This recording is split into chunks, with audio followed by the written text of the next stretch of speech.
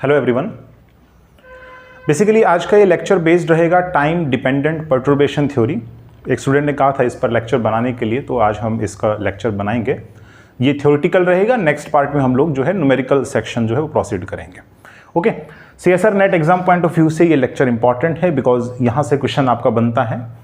पहले हम theory study कर लेते हैं, ठीक है, ऑफ टाइम डिपेंडेंट परटर्बेशन। और बेसिकली इसमें हमें तीन चीज़ें पढ़नी होती हैं। एक है ट्रांजिशन प्रोबेबिलिटी, और उसके बाद में हम सडन और एडियाबैटिक अप्रॉक्सीमेशन स्टडी करते हैं, and at last we will deal with the Fermi golden rule. Okay, तो इस प्रकार से हमारे पास ये जो है थ्योरी हमारी कंप्लीट होगी। ठीक है, सो थ्योरी पार्ट कुछ वैसे ही सिमिलर टाइप सी ही है जैसा हम लोगों ने time independent perturbation theory study किया था। In that case I will assume कि h का वैल्यू था हमारे पास h नॉट प्लस में लैम्डा h डैश, है ना। ये हमारे पास में परटूड हैमिल्टोनियन, ये unperturbed, and this is the new Hamiltonian. Basically यहां पर जब हम टाइम डिपेंडेंट परटर्बेशन स्टडी कर रहे हैं तो ये हमारे पास टाइम का फंक्शन है, और क्योंकि ये टाइम का फंक्शन है इसलिए आप जो स्क्रोडिंगर वेव इक्वेशन यूज करेंगे to find out the eigen function of this capital H, वो हमारे पास होगी time dependent Schrodinger equation. Okay, तो पहले हम अज्यूम कर लेते हैं कि ये जो अनपर्टर्ब्ड पार्ट है इसका आइगन फंक्शन हमारे पास है, मान लेते हैं फाई n, एंड कोरस्पॉन्डिंग जो एनर्जी है eigen value it is En, यानी कि आइगन वैल्यू इक्वेशन हमारे पास हो जाएगी H nought phi n is equal to En and phi n। ये मेरे पास आया, करेक्ट है। तो अभी अगर हम लोग H के लिए देखें तो अज्यूम करके चलता हूं कि यहां पर जो साई है और जो E है that represents the eigen function and corresponding energy eigen value corresponding to this new Hamiltonian. Okay, तो हम लिख सकते हैं कि H psi is equal to E psi. ठीक है, यहां पर एनर्जी E जो है एक एनर्जी ऑपरेटर का वैल्यू आप यूज कर सकते हैं। ठीक है, that was iota H cut and del psi by del T. तो ये मेरे पास हो गया time dependent Schrödinger wave equation. Basically इसमें जो सॉल्यूशन आता है साई का, ये मेरे पास होगा summation C N of T. ठीक है, टाइम का फंक्शन है ये हमारे पास, कॉफिशिएंट्स एन पर समेशन चल रखा है यहाँ पे, and then we have phi N E to the power minus iota E N T by H cut. ठीक है, तो ये मेरे पास रहेगा सॉल्यूशन इसका। तो क्योंकि ये इसका सॉल्यूशन है तो वापस से यहाँ पर पुट कर सकते हैं। ठीक है, तो एच का वैल्यू हम यहाँ लिखेंगे, h का वैल्यू हमारे पास हो जाएगा h नॉट प्लस में lambda h dash of t। ठीक है, and then we have psi जिसका ये वैल्यू है। ठीक है, so C N phi N and e to the power minus iota E N T by H cut, and that is equal to, फिर देखो इसके बाद ना डेरिवेटिव करना है, partial derivative of this psi. ठीक है, तो यहाँ पर देखो टाइम के ना दो फंक्शंस हैं, एक ही हमारे पास सी एन है, एम्पलीट्यूड को डिनोट करता है ये, और नेक्स्ट हमारे पास है एक्सपोनेंशियल फैक्टर। ओके, तो यहाँ पर आ जाएगा देखो iota H cut and then del by del T of this side which is C N phi N and E to the power minus iota E N T by H cut. Okay, तो अभी इसका देखो time derivative लेना है, तो मेरे पास आएगा iota H cut and then we have C N dot means partial derivative. ठीक है, इस एम्पलीट्यूड का। Next is phi N E to the power minus iota E N T by H cut. फिर प्लस में next हम लोग क्या करेंगे, सी एन को कांस्टेंट अज्यूम करेंगे और इसका डेरिवेटिव लेंगे, तो इसका डेरिवेटिव हो जाएगा exponential factor to be same E to the power minus iota E N T by H cut, और फिर minus iota E N by H cut, ये हो जाएगा। ठीक है, so minus iota and E N by H cut, ये मेरे पास आ गया, करेक्ट है, ये आ जाएगा मेरे पास। और अभी क्या करेंगे ना, हम मल्टीप्लाई कर देते हैं। Now this implies that H not, अच्छा एक चीज और है, देखो यहां पर जब H नॉट जो है ना इस फाई एन पर ऑपरेट होगा इस स्टेट पर, तो मेरे पास क्या मिलेगा, अभी मैंने स्टार्टिंग में ही बताया था आपको, अनपर्टर्ब्ड हैमिल्टोनियन जो है इसका आइगन फंक्शन फाई एन है, और एनर्जी आइगन वैल्यू कोरस्पॉन्डिंग जो मुझे मिलेगी यहाँ पे that was E N and phi N, ये मुझे मिलेगा। ओके, तो यहां पर हम लिख सकते हैं basically E N and then we have phi N, ये हमारे पास आएगा। समेशन चल रहा है, सी एन भी है, okay, and E to the power minus iota E N T by H cut, plus में then we have lambda, okay, summation C N and then we have h dash of t and then phi N E to the power minus iota E N T by H cut that is equal to, multiply करेंगे अंदर तो मेरे पास आएगा iota H cut and then C N dot phi N E to the power minus iota E N T by H cut. यहां से basically हम ना एम्पलीट्यूड फाइंड आउट करेंगे, फिर ट्रांजिशन प्रोबेबिलिटी इजीली कैलकुलेट हो जाएगा by taking the modulus square of that amplitude. Okay, and then इसके बाद हमारे पास आएगा प्लस में देखो ये आयोटा एच कट है ना, तो आयोटा इंटू माइनस आयोटा 1 बन जाएगा, एच कट से एच कट भी कैंसिल आउट हो गया, तो प्लस में मेरे पास आएगा basically C N phi N and E N जो कि एक नंबर है and E to the power minus iota E N T by H cut. आप देखेंगे तो फर्स्ट टर्म और उधर से हमारे पास सेकंड टर्म दोनों आपस में सिमिलर है ना, तो ये कैंसिल आउट हो जाएंगे। So these two terms are cancelling out. ठीक है, फिर उसके बाद आप क्या करेंगे, यहां पे दोनों तरफ आपने फाई एम स्टार से मल्टीप्लाई करना है। ठीक है, यहां लिख देते हैं take scalar product with phi M star and then integrate over all space. ठीक है, तो मेरे पास यहां से आ जाएगा basically integration lambda summation C N phi M star and then H dash.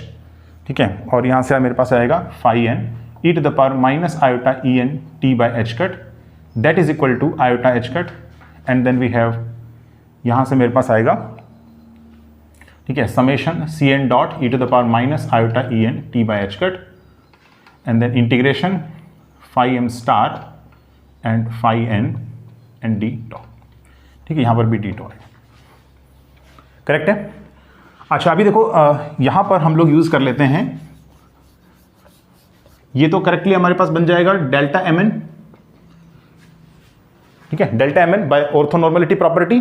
ठीक है, और यहां पर ये जो वैल्यू है integral phi M star H dash phi N and D tau, तो इसको आप बेसिकली लिख सकते हैं एच डैश एम एन, वैसे ही जैसे हम लोगों ने टाइम इंडिपेंडेंट पर्टर्बेशन थ्योरी में लिखा था।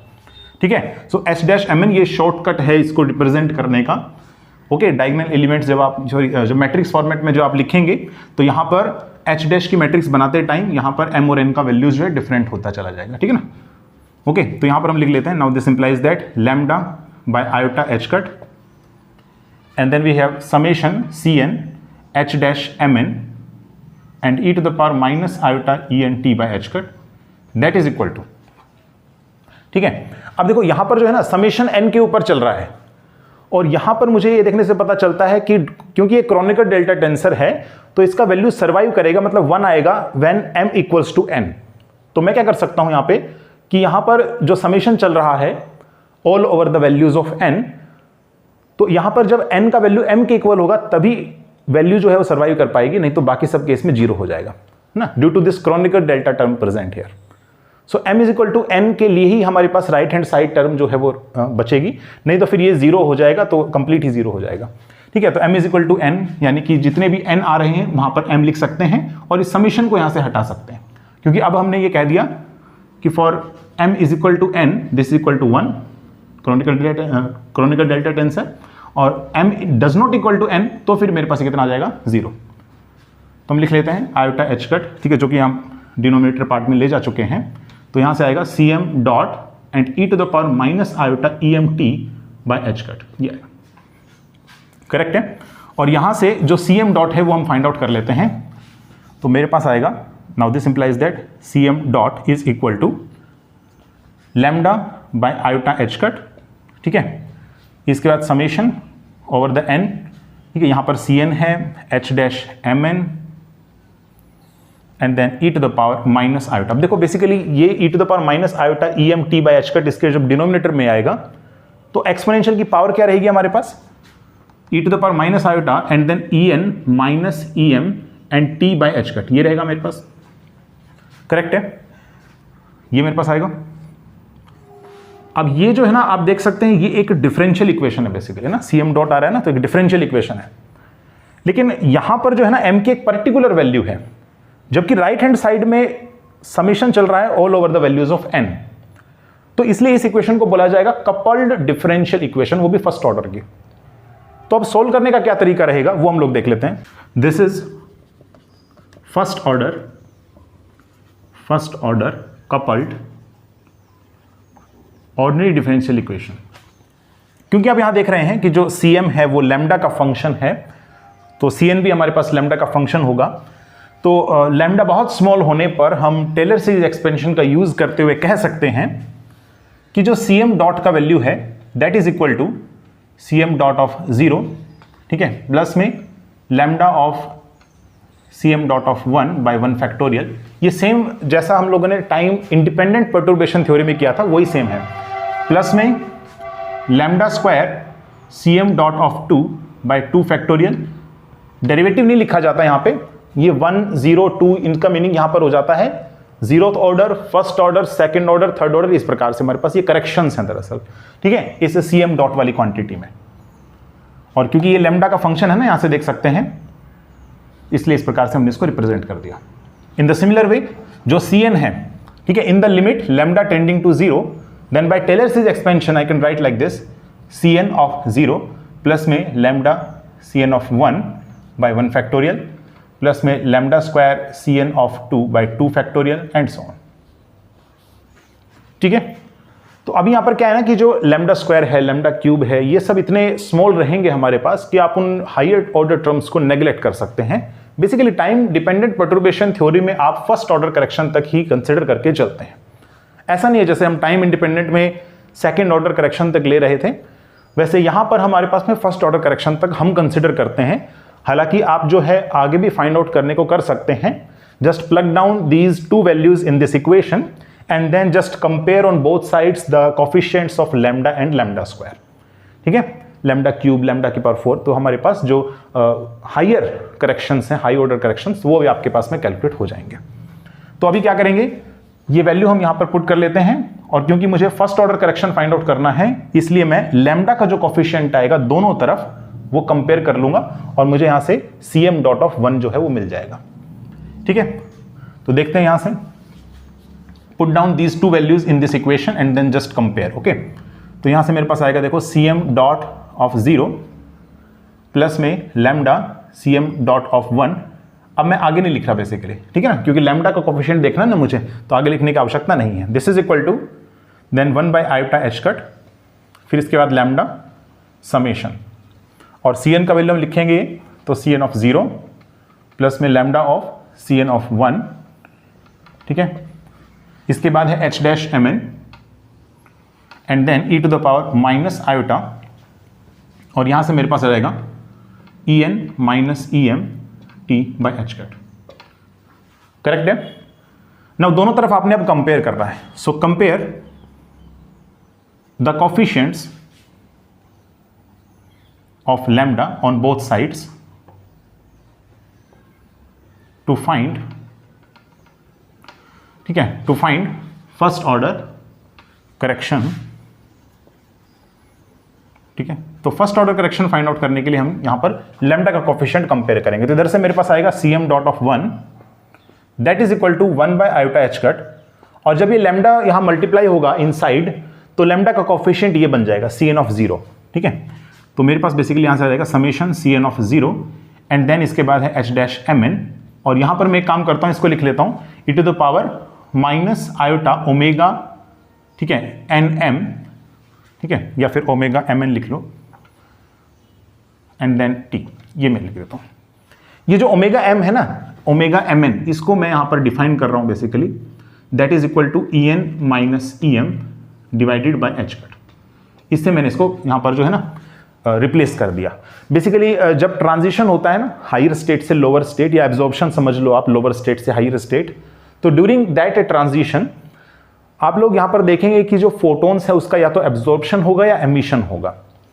तो ये जो एंगुलर फ्रीक्वेंसी मैंने यहां पर डिनोट किया है that was of the photon, ठीक है। तो H cut omega is equal to, ये सेम फॉर्मूला हम लोग जो है हाइड्रोजन एटम स्पेक्ट्रम में भी स्टडी करते हैं कि H cut omega is equal to the difference between the two energy levels, जिसमें फोटोन का या तो एब्जॉर्प्शन होकर के ऊपर जा रहा है या फिर ऊपर से ट्रांजिशन हो रहा है टू द ग्राउंड स्टेट। तो इसलिए मैंने इसको यहां पर इस चीज से डिनोट कर दिया, ठीक है। तो ये सब डिनोट करने का तरीका है। अब नेक्स्ट हमारे पास देखो, ये जो Cn ऑफ 0 है, बेसिकली समेशन चल रहा है ना over the values of n का वैल्यू 1 2 3 इस प्रकार से चल रहा है। तो अभी क्या है ना कि एक पर्टिकुलर n की वैल्यू के लिए ये 1 होगा, बाकी सब के लिए 0। क्या आप बता सकते हैं वो पर्टिकुलर वैल्यू ऑफ n क्या है? That particular value of n is i, where i denotes initial. देखो सिस्टम जिस टाइम इनिशियल रहेगा ना, यानी कि कोई भी पर्टर्बेशन आपने अप्लाई नहीं किया है, तो उस टाइम पर इनिशियली जो एम्पलीट्यूड है, या कह लो आप प्रोबेबिलिटी है ना, प्रोबेबिलिटी भी तो एम्पलीट्यूड से रिलेट करता है ना, एम्पलीट्यूड का होल स्क्वायर। तो आप ऐसा समझ लो कि प्रोबेबिलिटी जो है वो ग्राउंड स्टेट में होने की सबसे अधिक है ना। तो इनिशियल स्टेट क्योंकि मैं आई एज्यूम कर रहा हूं, तो इस स्टेट में प्रोबेबिलिटी जो है find out the particle that is equal to 100%। क्योंकि वो 100% है, इसका मीनिंग ये हो गया कि n इक्वल्स टू आई के ऊपर हमारे पास इसका वैल्यू 1 होगा, ठीक है। क्योंकि प्रोबेबिलिटी 1 है ना, तो एम्पलीट्यूड का स्क्वायर ही तो प्रोबेबिलिटी होता है, तो एम्पलीट्यूड भी कितना हो जाएगा 1। बाकी सभी वैल्यूज ऑफ n के लिए क्या हो जाएगा, ये वैल्यू 0, ठीक है। Cn ऑफ 0 इक्वल टू 0, ठीक है। तो हम यहां पर एक काम करते हैं, रिप्लेस कर देते हैं n का वैल्यू i, तो मेरे पास आएगा 1 बाय आयोटा h कट, ठीक है। And then we have ci of 0, जो कि हमारे पास ऑब्वियसली 1 के बराबर होगा, इनिशियल प्रोबेबिलिटी को रिप्रेजेंट कर रहा है ये, ठीक है। When the perturbation is not applied because this is the 0th order correction, ठीक है। फिर इसके बाद नेक्स्ट है मेरे पास में h dash m i and then e to the power minus iota omega and m i t, ये मेरे पास हो जाएगा। करेक्ट है, यहां तक आए आप लोग? अच्छा, इसके बाद देखो क्या करना है, सिर्फ 2 स्टेप बचे हैं, ट्रांजिशन प्रोबेबिलिटी निकल जाएगा। ये जो m है ना, ये किस चीज को डिनोट कर रहा है? तो मान के चल लेते हैं कि आप जिस टाइम पर फाइंड आउट कर रहे हैं यहां पे एम्पलीट्यूड या फिर ट्रांजिशन प्रोबेबिलिटी, तो वो उस टाइम पर जो है ना, आप इसमें m को f से डिनोट कर सकते हैं। तो m मेरे पास हो जाएगा f के इक्वल। आप ऐसा मत समझिए कि इनिशियल स्टेट वो है जहां पर आपने पर्टर्बेशन ऑन किया, बिल्कुल सही है, चलो ये चीज पर्टर्बेशन आपने ऑन किया है इनिशियल स्टेट पे, ठीक है। लेकिन m is equal to f का मीनिंग ये नहीं कि फाइनल जहां पर आपने पर्टर्बेशन को स्विच ऑफ कर दिया, नहीं, ये वो है m का वैल्यू जहां पर फाइनली आप ट्रांजिशन प्रोबेबिलिटी निकालना चाहते हैं, ठीक है। That value, particular value F m is nothing but f से हम उसको डिनोट कर रहे हैं, ठीक है। तो यहां पर बेसिकली हमारे पास आ जाएगा, ठीक है। So from here I am getting the value cf.1 first order correction, ठीक है। और यहां से आएगा मेरे पास में, ठीक है, ये डॉट भी मैं हटा रहा हूं, टाइम के रिस्पेक्ट में डेरिवेटिव था तो उस साइड जाकर के इंटीग्रेशन हो जाएगा। इंटीग्रेशन का जो लिमिट है वो जाएगा ti से लेकर के tf। इनिशियल टाइम जब हमने पर्टर्बेशन को स्विच ऑन किया, tf means the final time जब आप कैलकुलेशंस कर रहे हैं, ओके। तो यहां से आ जाएगा 1 बाय आयोटा h कट, और यहां से आएगा h डैश f i, क्योंकि आपने m को f से डिनोट कर लिया है अब, and then e to the power minus iota and omega f i t, ये मेरे पास आएगा, ठीक है। एंड देन dt, क्योंकि अभी cf जो है कैलकुलेट हो चुका है, फर्स्ट ऑर्डर करेक्शन, ठीक है। तो इसलिए हम लोग यहां पर जो है pf भी कैलकुलेट कर लेते हैं। So pfi that is equal to transition probability, और इसका वैल्यू हमारे पास होगा मॉडुलस ऑफ cf ऑफ 1, और यहां पर इसका मॉडुलस स्क्वायर, ये मेरे पास आएगा। करेक्ट है। तो यहां पर मेरे पास आएगा बेसिकली 1 अपॉन, ठीक है, देखो 1 अपॉन आयोटा एच कट का होल स्क्वायर आप करेंगे तो मेरे पास आएगा माइनस का 1 बाय एच कट स्क्वायर, लेकिन क्योंकि ये मॉडुलस है तो माइनस साइन को आप इग्नोर करके चल सकते हैं। So 1 by H cut square, ठीक है। एंड इसके बाद integration ti to tf h dash fi, okay. और इसके बाद हमारे पास आ जाएगा e to the power minus iota omega fi t and then dt modulus square, ये मेरे पास आ गया ट्रांजिशन प्रोबेबिलिटी का वैल्यू। तो ये डेरिवेशन हम लोगों ने किया। अभी फर्स्ट ऑर्डर करेक्शन जो आता है हमारे पास, फाइनल जो स्टेट जहां पर आप कैलकुलेशन कर रहे हैं उसमें फर्स्ट ऑर्डर करेक्शन जो आ रहा है, बस उसी का ही आप लोग जो है एम्पलीट्यूड का मॉडुलस स्क्वायर लेते हैं, तो वही रिप्रेजेंट करता है मेरे पास ट्रांजिशन प्रोबेबिलिटी को। अब हम क्या करेंगे, 2 डिफरेंट केसेस को कंसिडर करके चलते हैं। One is constant sudden approximation and another one is adiabatic approximation, ठीक है। तो 2 केस हम यहां पर कंसिडर करेंगे। Now we take 2 different cases जो काफी ज्यादा इंपॉर्टेंट हैं। सो फर्स्ट केस मेरे पास रहेगा कांस्टेंट सडन अप्रोक्सीमेशन। देखो कांस्टेंट सडन अप्रोक्सीमेशन में आपने क्या किया कि जब टाइम 0 था ना, तो एकदम से आपने जो है ना स्विच ऑन कर दिया, तो यहां पर आपके पास में दिस इज एच डैश जो है यहाँ पर जनरेट होगा, एच डैश एफ आई, ठीक है, विद द टाइम। तो आप देख रहे हैं एक कांस्टेंट वैल्यू अचीव हो रखी है, यानी एच डैश एफ आई का वैल्यू मेरे पास में कांस्टेंट है और एकदम से यहाँ पर जीरो पर सडनली चेंज देखने को मिला है। इससे पहले मेरे पास जीरो वैल्यू आ रहा था, ठीक है, दिस वैल्यू इज जीरो, लेकिन एकदम से time T is equal to zero पर हमने इंक्रीज किया इसको, ठीक है, स्विच ऑन कर दिया मतलब परटर्बेशन को। तो इसको बोलेंगे constant sudden approximation. Sudden means यहाँ पर है फास्ट, जो है फास्टली हमारे पास वेरिएशन कर गया एकदम से टाइम के साथ में परटर्बेशन, ठीक है। तो अभी क्योंकि ये एक कांस्टेंट क्वांटिटी है, इसलिए आप क्या करेंगे, यहाँ से इसको बाहर ले सकते हैं ना, है ना, एच डैश एफ आई आप बाहर ले सकते हैं, तो आप इसका इंटीग्रेशन इजीली परफॉर्म कर लेंगे। तो देखो मेरे पास सबसे पहले मैं सी एफ ऑफ 1 कैलकुलेट कर लेता हूँ, फिर मैं ट्रांजिशन प्रोबेबिलिटी कैलकुलेट करूंगा। तो मेरे पास आएगा 1 by iota H cut, integration T I to T F था, इनिशियल टाइम इस केस में मैंने जीरो ज्यूम किया है, एंड द टाइम हमारे पास टी है जहां पर आप कैलकुलेशन कर रहे हैं, ठीक है। फिर मेरे पास आएगा एच डैश एफ आई, जिसे हम बाहर ले चुके हैं, तो एक काम करेंगे H dash F I and then E to the power iota omega F I T and then D T, ये मेरे पास आएगा, ओके। अब इसका इंटीग्रेशन आप लोगों ने करना है, तो मेरे पास आएगा H dash F I by iota H cut, और इसका इंटीग्रेशन हो जाएगा E to the power iota omega F I T divided by iota omega F I, ठीक है, and the limit goes from 0 to t. Then from here I am getting h dash fi by h cut omega fi with a minus sign, and then we have e to the power iota omega fi t minus e to the power 0 which is 1, ये मेरे पास आएगा, correct है। Now this implies that, अब यहां से जो है ना आप ट्रांजिशन प्रोबेबिलिटी फाइंड आउट कर सकते हैं, मतलब इसका मॉडुलस स्क्वायर हो गया है ना, तो मॉडुलस स्क्वायर हो जाएगा, तो ये लिख सकते हैं C F of 1 modulus square, जिसे आप एक्सप्रेस करेंगे C F of 1 star and then C F of 1, ऐसा लिख सकते हैं ना। ऐसा मैंने क्यों लिखा, क्योंकि आप डायरेक्टली इसका मॉडुलस स्क्वायर नहीं ले सकते, बिकॉज यहां पर आयोटा टर्म भी प्रेजेंट है। आयोटा टर्म प्रेजेंट होने की वजह से पहले टर्म में आपको कॉम्प्लेक्स कंजुगेट लेना है इस एम्पलीट्यूड का, जहां पर आयोटा माइनस आयोटा से रिप्लेस हो जाएगा। सेकंड केस में हम आयोटा इसको रहने देंगे, ठीक है।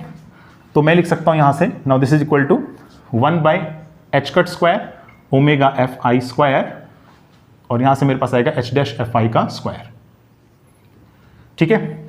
And then we have E to the power minus iota omega F I T minus 1, correct है। कॉम्प्लेक्स कंजुगेट लिया मैंने इसका, आयोटा माइनस आयोटा से रिप्लेस हुआ। नेक्स्ट वाले में आपने नहीं लेना कॉम्प्लेक्स कंजुगेट, तो मेरे पास आएगा ई टू द पावर प्लस का iota omega F I T minus का 1, अंदर हम लोग मल्टीप्लाई करेंगे, तो यहां से आएगा पी एफ आई, ठीक है। वेरिएशन देख लेता हूं यहां पे मैं, ठीक है, it is directly proportional 1 upon omega F I square, and then अब देखो मल्टीप्लाई आपने करना है, ठीक है, तो मल्टीप्लाई करें आप, so 1 minus E to the power minus iota omega F I T and then minus E to the power iota omega F I T and plus का 1 हो जाएगा ना, और प्लस का 1 बेसिकली मैं इसको एक काम करता हूँ 2 ही लिख देता हूँ, ठीक है, ये आपके पास आएगा, देख लो इस चीज को, करेक्ट है। वेरिएशन देख रहे हैं ना हम, तो बाकी सब चीजें हमारे पास कांस्टेंट है, H dash F I constant है during the constant sudden approximation, H cut square constant है, और ये मैंने इस टाइप से इसको एक्सप्रेस कर लिया, ठीक है। अच्छा अभी देखो यहां से मैं इसको लिख सकता हूं basically directly proportional 1 upon omega F I square and then 2 minus and E to the power iota omega F I T, ठीक है, एंड प्लस में E to the power minus iota omega F I T, ये मेरे पास आ रहा है, ठीक है, ये मेरे पास आएगा, ठीक है, करेक्ट है। और देखो ये जो वैल्यू है ना, दिस वैल्यू, ये कितना हो रहा है मेरे पास में 2 cos omega F I T, बताओ, इसको लिख सकते हैं ना E to the power iota X plus E to the power minus iota X कितने के इक्वल होता है, 2 कोस एक्स के इक्वल, ठीक है।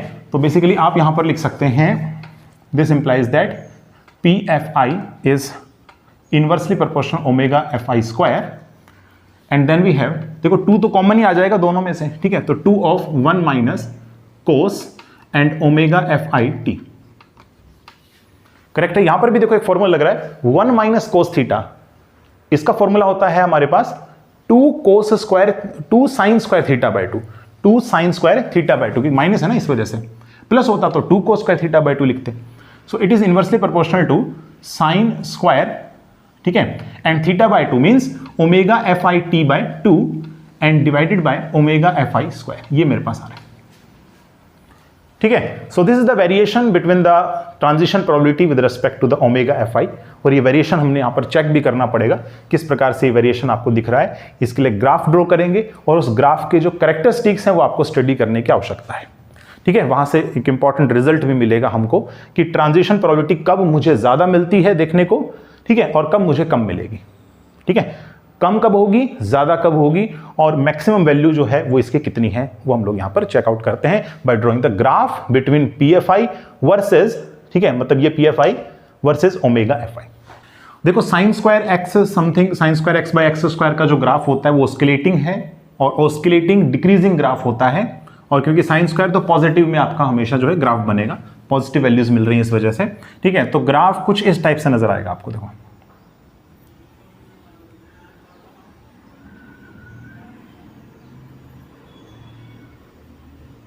ठीक है, यहां पर इस टाइप से आपको ग्राफ जो है वो नजर आने वाला है।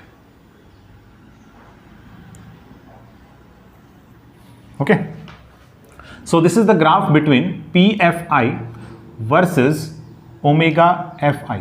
ठीक है, ये मेरे पास ग्राफ रहेगा।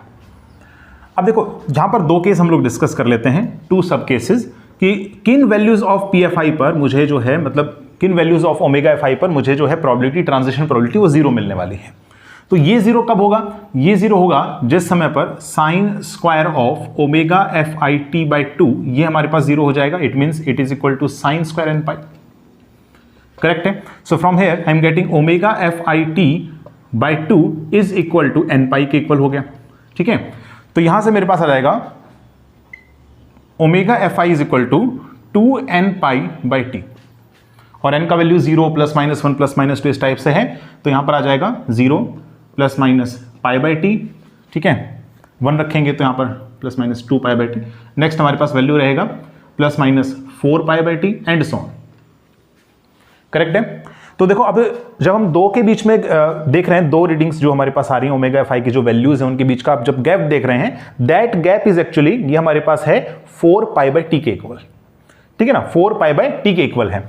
तो हम ऐसा कह सकते हैं कि जो ओमेगा एफ आई है it is basically inversely proportional to T है, यानी कि हम ऐसा कह सकते हैं कि जो टाइम हमारा इंक्रीज करता चला जाएगा तो ओमेगा एफ आई हमारा डिक्रीज होगा। मींस ये जो आप देख रहे हैं, ठीक है, ये गैप हमारे पास में कम होता चला जाएगा, और ऑब्वियसली अगर ये गैप कम होगा हमारे पास तो एरिया अंडर द कर्व जो हमारे पास रहेगा इन ए लिमिट, वो मेरे पास क्या हो जाएगा, डिक्रीज हो जाएगा। सो रिमेंबर दिस थिंग कि जैसे जैसे टाइम इंक्रीज होगा, ठीक है, as you have switch on the perturbation, तो ओमेगा एफ आई का वैल्यू मेरे पास क्या करेगा, डिक्रीज करेगा, यानी width of these peaks are to be going to be decreasing, and as well आप ऐसा भी कह सकते हैं कि area under the curve is also decreasing. ठीक है, दूसरी बात यहां से आती है कि पीएफआई यानी ट्रांजिशन प्रोबेबिलिटी किस कंडीशन पर मैक्सिमम मिलेगा। तो ऑब्वियसली मैक्सिमम मुझे कब मिलने वाला है, यहां से आप देख सकते हैं ये मैक्सिमम वैल्यू यहां पर आपको देखने को मिल रही है, यानी जिस समय पर ओमेगा एफ आई जीरो को टेंड कर रहा है या फिर इक्वल्स टू जीरो है। तो ओमेगा एफ आई अगर जीरो के इक्वल में ज्यूम कर लेता हूं इस वाले पॉइंट पे, तो प्रोबेबिलिटी मुझे सबसे ज्यादा देखने को मिल रही है, transition probability will be maximum. So omega F I equals to zero का मीनिंग हमारे पास हो गया कि जो ई एफ है वो ई आई के इक्वल हो गया, यानी एनर्जी लेवल्स जिनके बीच ट्रांजिशन हो रहे हैं वो बहुत नजदीक है ना, बहुत नजदीक है। मतलब omega F I tending to zero कर सकते हैं, E F I tending to E I कर सकते हैं। तो मतलब कि जिनके बीच एनर्जी लेवल्स हमारे पास डिफरेंस बहुत कम होगा, ट्रांजिशन होने की संभावना या प्रोबेबिलिटी भी हमारे पास क्या होगी, ज्यादा होगी। इसे एग्जांपल के थ्रू समझते हैं, जैसे मान लो hydrogen atom. So hydrogen atom में जो ग्राउंड स्टेट है that was -13.6 electron volt. Okay, next हम लोग चलेंगे तो हमारे पास आएगा माइनस का समथिंग 3.4 इलेक्ट्रॉन वोल्ट, फिर इसके बाद 1.51 इलेक्ट्रॉन वोल्ट, यही होता है। जैसे जैसे n का value principal quantum number increase करेगा, एनर्जी जो हमारे पास है वो डिक्रीज करता चला जाएगा। ठीक है, क्योंकि En का वैल्यू है -13.6 by n square. Okay, so energy levels के बीच का जो गैप है वो हमारे पास डिक्रीज करेगा as the value of n goes on increasing. ठीक है, तो यहां पर देखें तो ये गैप हमारे पास कम है, तो बेसिकली अगर कोई इलेक्ट्रॉन यहां पर मौजूद है तो इलेक्ट्रॉन का ट्रांजिशन इस स्टेट में होने का चांस ज्यादा है बजाय यहां पर कि वो डायरेक्टली ग्राउंड में स्टेट में जंप कर जाए, है ना। तो ग्राउंड स्टेट में जंप करने का प्रोबेबिलिटी जो है वो बहुत कम है, बिकॉज ये गैप बहुत ज्यादा है, बल्कि ये वाला गैप हमारे पास कम है, तो ट्रांजिशन प्रोबेबिलिटी ये वाली मेरे पास में ज्यादा होगी। तो तो ट्रांजिशन करने का ये वाला चांस जो है सबसे ज़्यादा रहेगा, ठीक है। So if I call this as probability P1 और इसे P2, तो हम कह सकते हैं कि जो P1 प्रोबेबिलिटी है that should be greater than the P2 probability.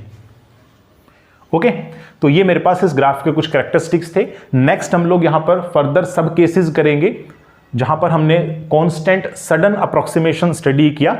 अब हम दो केस डिस्कस करने वाले हैं, when the value of time is small and next is when the time value is very very large, ठीक है। तब हमारे पास क्या कंडीशंस आएंगी वो देख लेते हैं। तो पहला सब केस है जब टाइम बहुत स्मॉल रहेगा, ठीक है।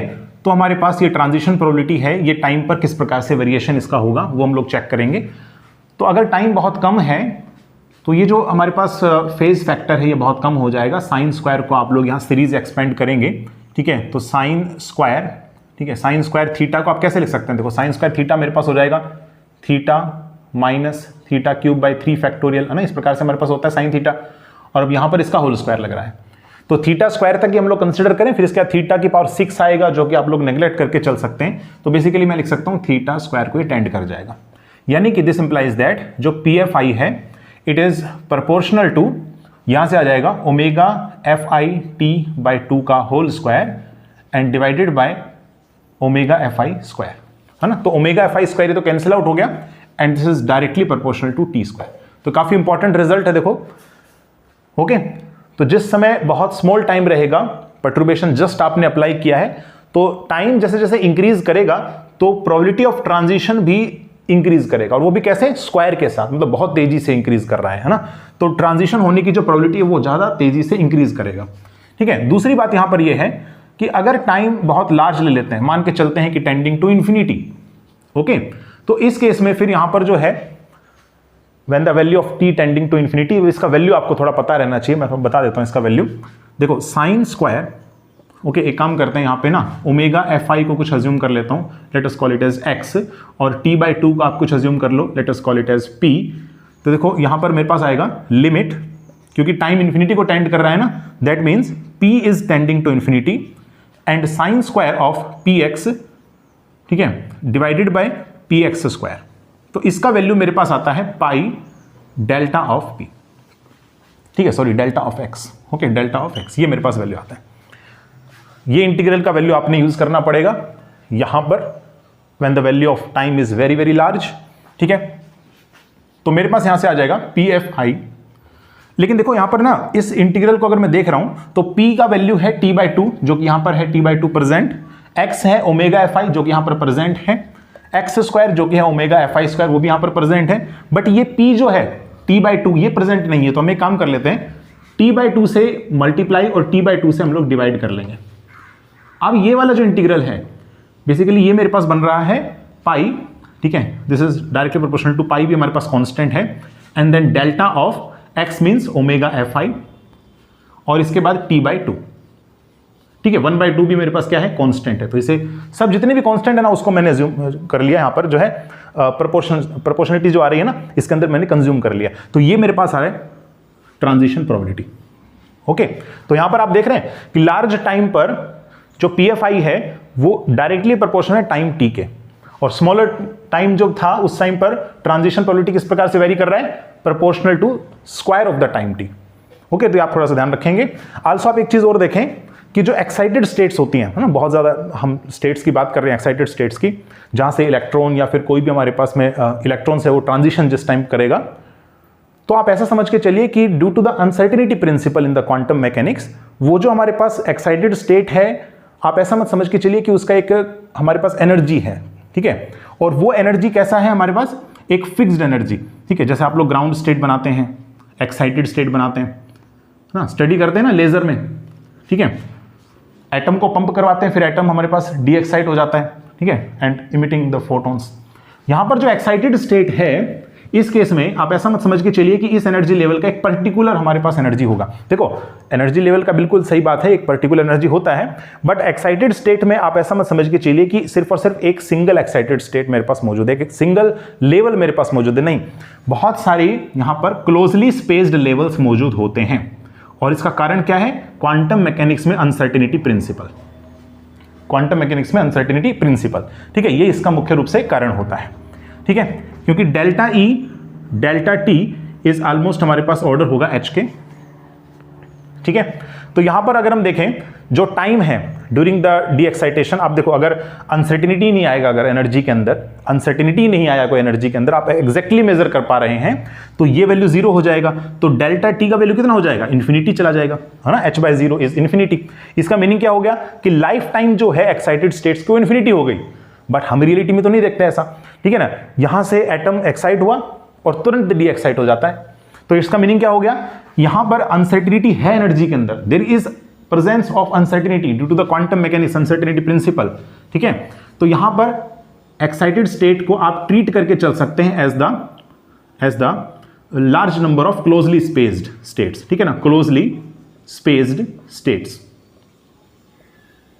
और क्योंकि क्लोजली स्पेस्ड स्टेट्स है ना बहुत सारी, तो नंबर ऑफ इलेक्ट्रॉन कहीं पर भी ऑक्युपाई हो सकता है इनमें से, ठीक है। तो मान करके चलते हैं यहां पर कि जो रो एफ है वो मेरे पास रिप्रेजेंट कर रहा है डेंसिटी ऑफ स्टेट्स को, ठीक है, डेंसिटी ऑफ स्टेट्स को, जो फाइनल स्टेट है ना, डेंसिटी ऑफ फाइनल स्टेट मेरे पास रिप्रेजेंट कर रहा है in the energy range E to E + DE इसमें, ठीक है। तो यहां पर जो प्रोबेबिलिटी आएगा PFI वो मेरे पास आ जाएगा डायरेक्टली प्रोपोर्शनल H-FI तो था ही था मॉडुलस स्क्वायर, और यहां पर आ जाएगा रो एफ ऑफ E, ठीक है। इस रिलेशन में एक टाइम T भी प्रेजेंट है ना, यहां पर हमने निकाला था ये टाइम T, ठीक है, ये टाइम T भी आएगा साथ में, ओके। ये आप थोड़ा सा ध्यान रखेंगे।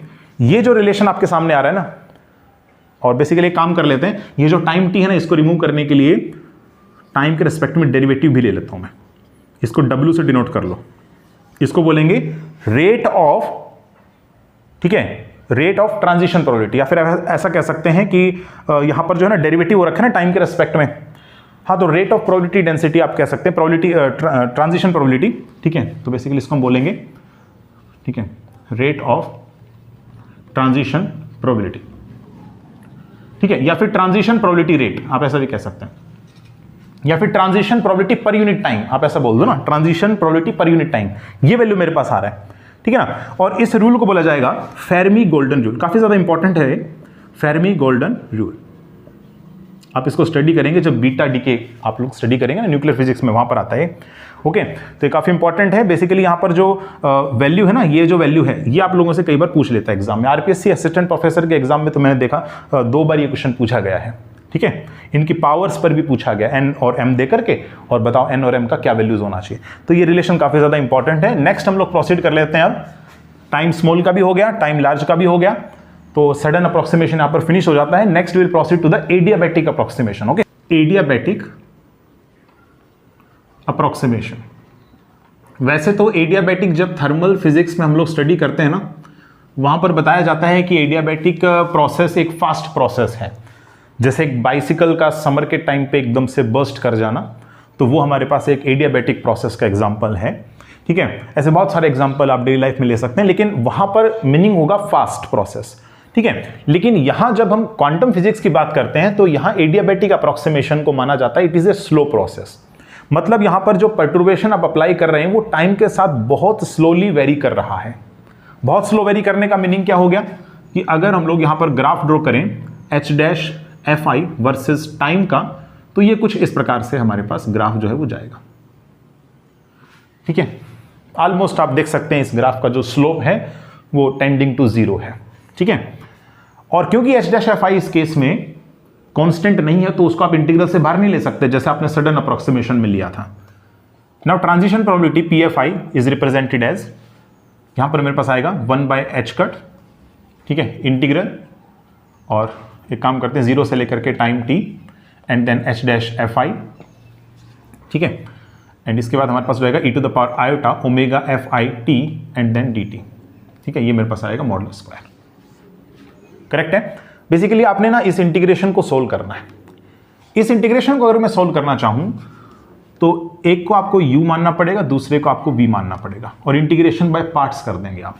तो इंटीग्रेशन बाय पार्ट्स आप लोगों ने करना है बेसिकली। तो मेरे पास यहां से आएगा, देखो u same, that means H-FI, ठीक है। फिर इसके बाद v का क्या होगा, इंटीग्रेशन। तो v का इंटीग्रेशन हो गया e⁻i⁴ divided by i⁻FI, minus sign. फिर इसके बाद हम लोग करेंगे इसका इंटीग्रेशन, ओके। तो यहां पर इंटीग्रेशन, इसका डेरिवेटिव, तो ये हो जाएगा हमारे पास में del H-FI bye del t, और फिर इसका integration which is e to the power iota omega F I T by iota omega F I and then D T, ये मेरे पास आ गया। ठीक है, 0 से लेकर के t और इसका लिमिट 0 से लेकर के t। करेक्ट है, इंटीग्रेशन बाय पार्ट से ही आएगा और 1 बाय एच कट और यहां पर इसका मॉडुलस स्क्वायर। ठीक है, अच्छा अभी देखें, मान करके चलते हैं कि हमारे पास जब टाइम 0 था तो आपने परटर्बेशन जस्ट स्विच ऑन किया था और टाइम t पर आपने स्विच ऑफ कर दिया। तो एक तरीके से आप कह सकते हैं कि जो परटर्बेशन सिस्टम पर अप्लाई रहा वो 0 से टाइम t के बीच रहा, लेकिन 0 और t पर तो नहीं है ना प्रेजेंट, ये तो बाउंड्री एंड पॉइंट्स हमारे पास। ठीक है, तो हम ऐसा कह सकते हैं कि एच डैश एफ आई 0 पर एग्जैक्ट और टाइम t पर एग्जैक्टली कितना हो रहा है, 0 के इक्वल, तो ये वैल्यू मेरे पास 0 ही आ गया। Correct, okay. आल्सो ये मेरे पास रिप्रेजेंट कर रहा है slope of the graph between H dash F I versus the time, और हम जानते हैं कि एडियाबैटिक अप्रोक्सीमेशन में ये जो ग्राफ है वो बहुत स्लोली वेरी करता है, चेंज बहुत कम देखने को मिलता है, मतलब स्लोप ना के बराबर, तो इसे भी आप 0 को टेंड करवा सकते हैं। ठीक है, तो जो ट्रांजिशन प्रोबेबिलिटी है आपको कितना देखने को मिल रहा है, टेंडिंग टू 0। टेंडिंग टू 0 हमारे पास में एडियाबैटिक अप्रोक्सीमेशन जो है उसमें देखने को मिलता है ट्रांजिशन प्रोबेबिलिटी। तो अब आपको ये थ्योरी पार्ट जो है अच्छे समझ में आ गया होगा। नेक्स्ट पार्ट में हम क्वेश्चंस करेंगे based on the time dependent perturbation theory. So अगर आपको आज का लेक्चर अच्छा लगा तो आप इसे लाइक कीजिए, कमेंट कीजिए, शेयर कीजिए और चैनल को सब्सक्राइब करना ना भूलें। मिलते हैं नेक्स्ट लेक्चर में। Thank you.